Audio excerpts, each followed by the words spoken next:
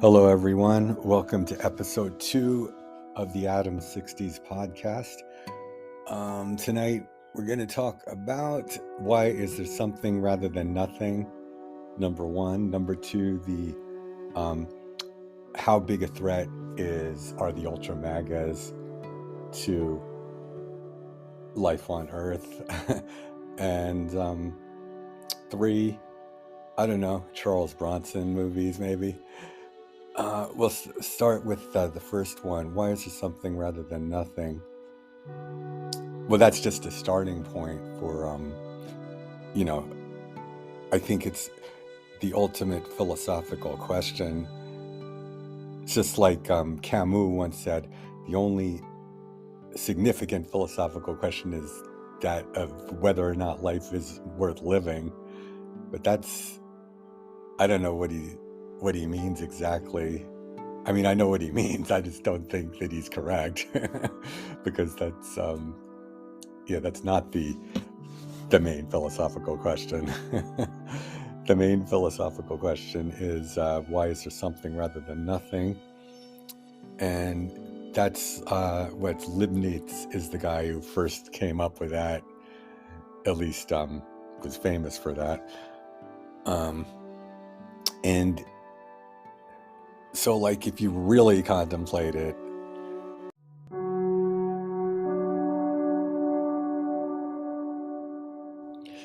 Alan Watts has always been my favorite philosopher. In other words, he's the main person of the 60s, the main philosopher of the 60s to bring Eastern thought to the West, more than anyone else that I'm aware of. And he talks about very simple things, but they're deceivingly simple. But like he asks, what does it mean to die? And he talks about reincarnation. And obviously what it's like when you die is what it was like before you were born. But what was that like? It's the undiscovered country from which no traveler returns. And then the idea of nothingness, which is explored by Sartre and Heidegger. Heidegger's being and time, Sartre's being and nothingness. And then Leibniz, why is there something rather than nothing? Is it even possible to contemplate true nothingness with no space, time? The universe started in a Big Bang. What was before the Big Bang? Is it possible to have nothing? I think it was, which philosopher was it that said, existence is just a brute fact? I think it was Albert Schweitzer is coming to mind for some reason. But anyway, yeah, existence is just a brute fact. The universe is just a brute fact. So that's the answer of some philosophers to that question. But I don't know. Now let me go to the next topic. How big a threat are the Ultramagas to human existence? I think they're a major threat, and the election is in 4 days. So what will happen, if the Ultramagas gain control of Congress, is the next step stealing the election again, the presidential election in 24? I mean, it wasn't like, you know how they put all their election denial judges, they've stacked the decks with the swing states. They put a bunch of election denying judges in power.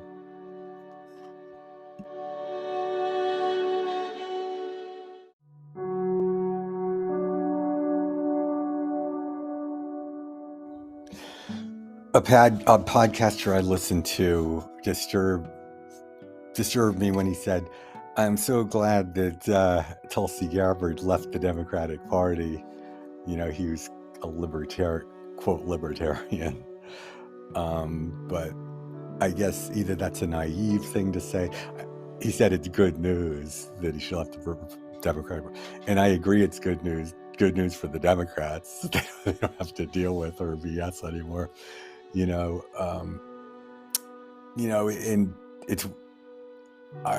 If you told me 3 years ago that I'd be supporting Liz Cheney and opposing Tulsi Gabbard, I would have said you were crazy. But I was supported Tulsi in 2019 when she announced her run for president. I said, oh yeah, here's a young, attractive, progressive from Hawaii. I mean, what more do you want?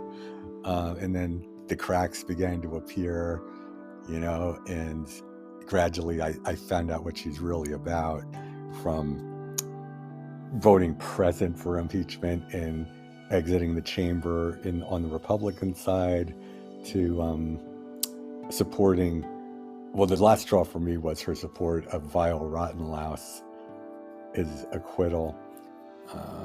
That's a whole other topic though, which is a lightning rod for the far right, the Ultramagas.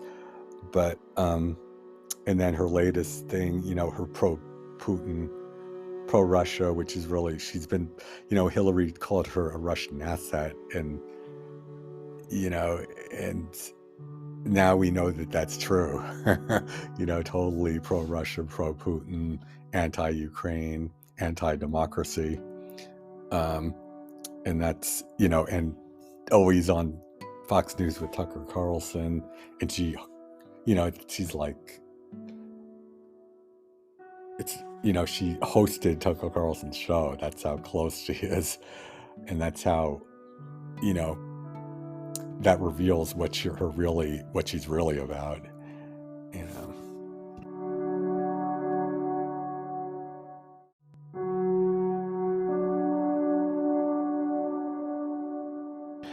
But it's like that guy who on the podcast, he said, he was glad Tulsi left the Democrats. He didn't say anything about it's good news that Liz Cheney endorsed Democratic candidates across party lines, because he supposedly doesn't like either party, but he seems to be leaning toward the Republicans as far as I could see. Anyway, yeah, I think if the Ultramagas can steal the midterms and get back into power on Congress, they could set themselves up for 24. The irony is, everyone is making fun of Biden's age. He's 79 now. If Trump runs again, then the former guy, he will be 79 when he takes office, theoretically if he wins. But if he wins, that could mean the end of the country as we know it. Somehow we made it through his first 4 years. Somehow, but we would never be able to take 4 more years. And I think most Americans know that. That's why we voted out the Ultramaga. Anyway.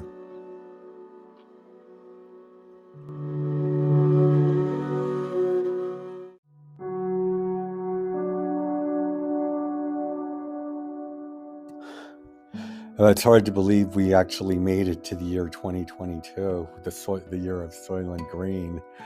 I mean, when I was a kid, that was the far future. And, we thought that we'd all be on the moon by now, but on one level, we've gone so far beyond the technology that we could have imagined back then, as far as computers and that kind of thing. I mean, computers have gone so much further than we imagined back in, say, the 70s when I was a kid. but we haven't manned space flight. We thought we would have at least been on Mars by now, but Elon Musk is supposedly going to get us there, but I don't think so, because Twitter's going to bankrupt him. He's losing billions and billions of dollars with Twitter. Anyway, what's my next topic? Oh yeah. Well, world politics, like the war in Ukraine's going on. I don't know, how long is this war going to go on? I wish somehow it could be won easily, but the NATO has its hands tied in a way, because Ukraine is not a member of NATO, and it's crazy.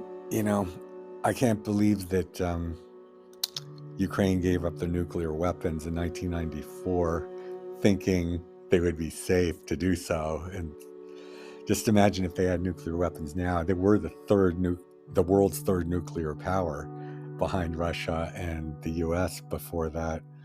And they gave them up voluntarily with fake guarantees from NATO and Russia that they wouldn't be invaded.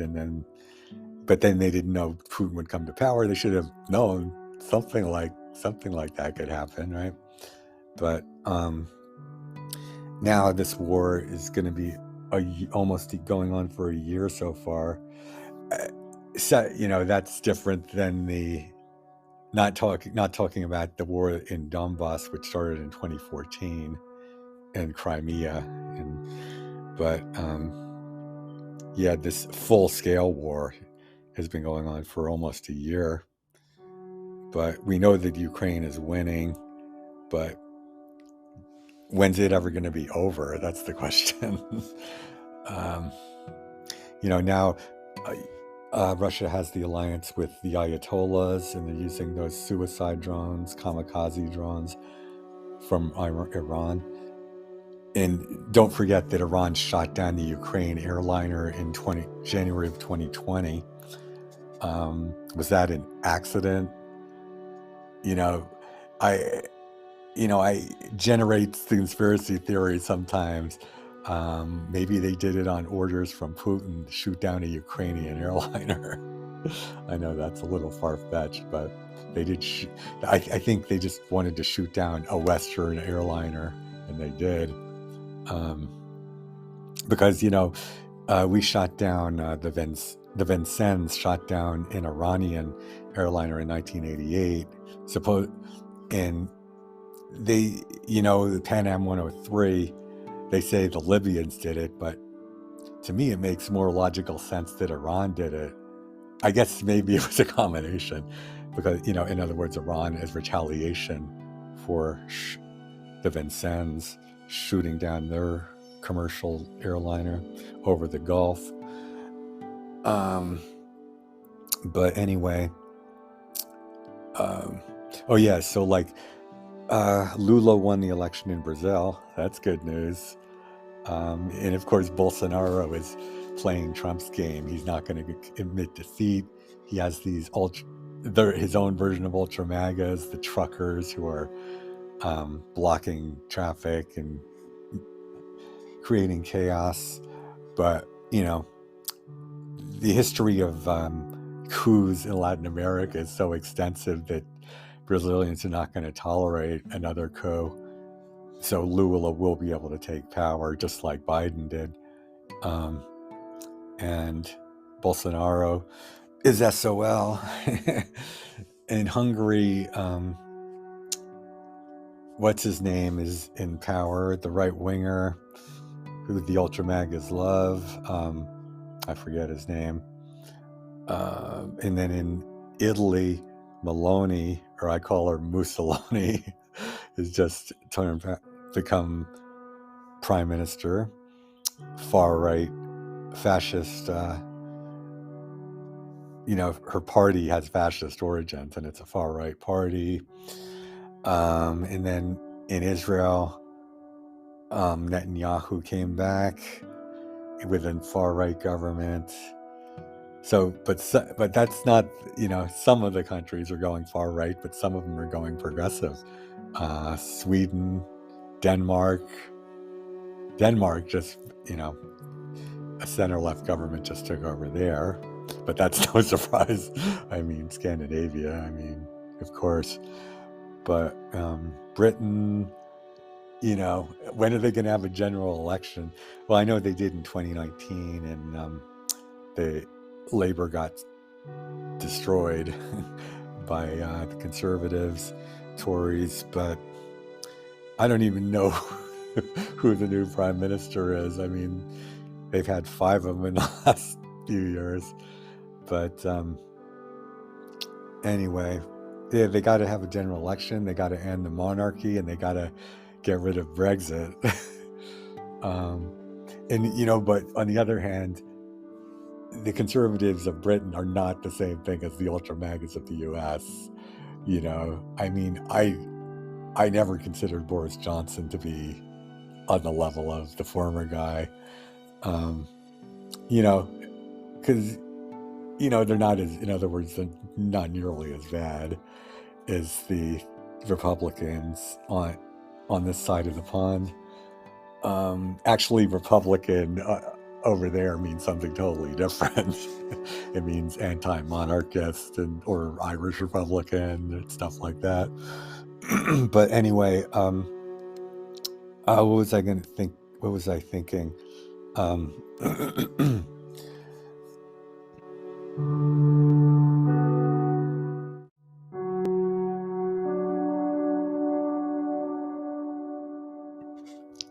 yeah, I think I just want to say that I totally support Biden. I think he's in good health, and I've listened to him speak, and everyone who says he's senile doesn't know what they're talking about. He's sharp as far as I can see, and intelligent and progressive, most importantly. And Kamala Harris has been totally out of the spotlight since she's become president. I guess that happens to a lot of vice presidents.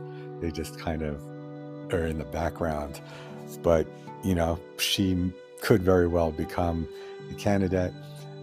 I don't know. A lot of people are telling Biden not to run in 24, but whoever the Democrat is, I'm going to support them, unless it's like someone like Manchin or Kirsten Sinema, or one of those right-wing Democrats. But anyway, here's another thought. Maybe Tulsi Gabbard's going to run as an independent to spoil the election, to help, just like Kanye did in 2020. His running was just a total joke, of course, but I think the goal was to try to swing the swing states over to Trump, or spoil the swing states to let Trump win. He had no effect on the election. Unlike, say, Nader in 2000, he swung the election to Gore, even though Clarence Thomas was the final vote on that. He was the one who selected Bush. Anyway, I don't know. Tulsi Gabbard, who knows what's going on in her mind, or what forces are behind her. I think I could guess what forces are behind her. Putin and the former guy. Or their operatives. Somehow things are going on behind the scenes, and she's catering to them for some reason, some ulterior motive, maybe. Power is what she wants. She likes, she wasn't like that 3 years ago. Not that I could see.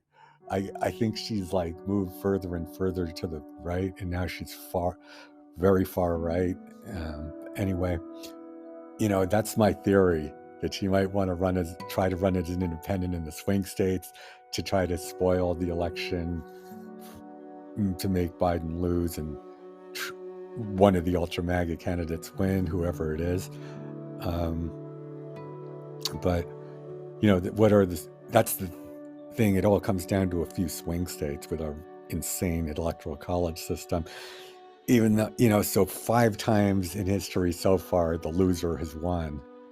Gore won in 2000. Hillary won in 2016. And then there were 3 others like that where the loser won. But anyway.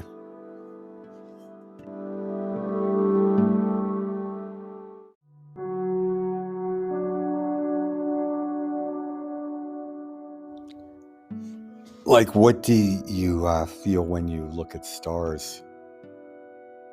I don't know if you're able to stargaze where you live, but when I went to Mauna Kea, that was the most stars I've ever seen, because that's the best place for viewing. That's why they have all the telescopes up there, top of Mauna Kea. In Hawaii, on the Big Island. Oh yeah, that reminds me that Mauna Loa supposedly is about to erupt. If it does, that could affect the whole island. I think Mauna Loa is what's the landmass. Mauna Loa is like half the landmass of the Big Island, something like that. But it last erupted in 1984. I was in Hawaii. I took the volcano tour of Kilauea in December of 2017. It erupted a few months later in 2018, and it destroyed like 700 houses, and I think I heard it ended up the lava ended up 4 miles from Hilo. That's like a major thing. It's weird when Hilo, they have a clock there that's still there from the 1960 tsunami. It stopped at 1:04 p.m. and it's still there, pointing to that time from 1960 when it stopped due to the tsunami. Anyway, if there's a major eruption on Mauna Loa, the whole island could be affected, depending on how big the eruption would be. But the reason a lot of people think it might erupt is because seismic activity. They could determine that. Anyway, I hope it's not too bad if it does happen, because I'm thinking of moving there. I've been thinking of moving there for the last 20 years, but anyway.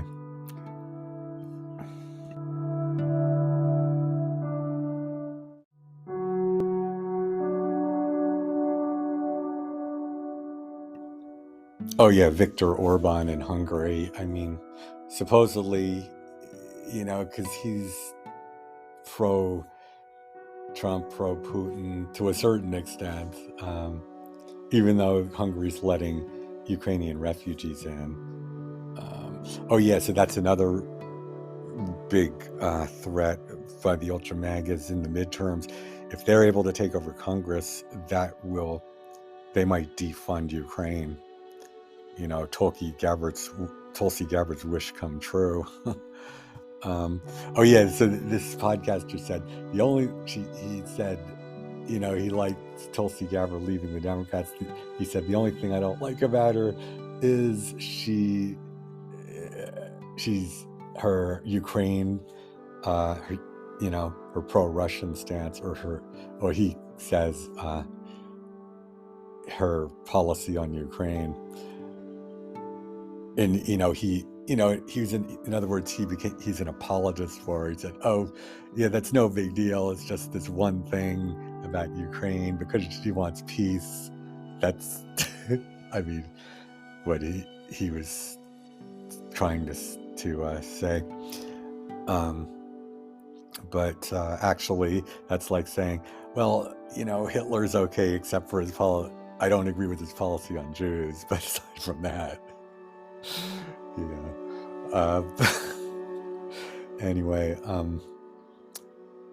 I wanted to go back to philosophy for a second. Have you ever contemplated what total nothingness would be like? like if the universe didn't exist. That's pretty mind-blowing. But the universe does exist, and it's pretty much infinite. We're on a planet going around up a star, and the star is one of billions in this galaxy. The galaxy is one of billions in the universe, and maybe this universe is one of billions in a super universe, but we haven't gone that far. James Webb telescope is giving us some new insights, I think. But we can only go back to the Big Bang. We can't go before the Big Bang. We can only theorize. But what do you think happens when you die? I believe in reincarnation. It's like, how can you contemplate yourself not existing? Maybe that's why there is something rather than nothing. Say God or however you define that, the ultimate being. How it's not possible for the ultimate being to exist in non-being. It's too horrifying to have non-existence. That's why existence exists. Because non-existence is too horrifying. And whatever God is, that he created the universe because non-existence is too terrifying to contemplate. So he had to create existence. He or it, whatever it is, we don't know. But we do know that I know that there's, based on the Eastern philosophy, I think, and my own philosophical thinking, I think it's a conscious, intelligent universe. Consciousness, every person has a consciousness on the level like that I have, that you have, and it's a universal thing, consciousness. And animals have, it takes different forms, different life forms, but I think it's this.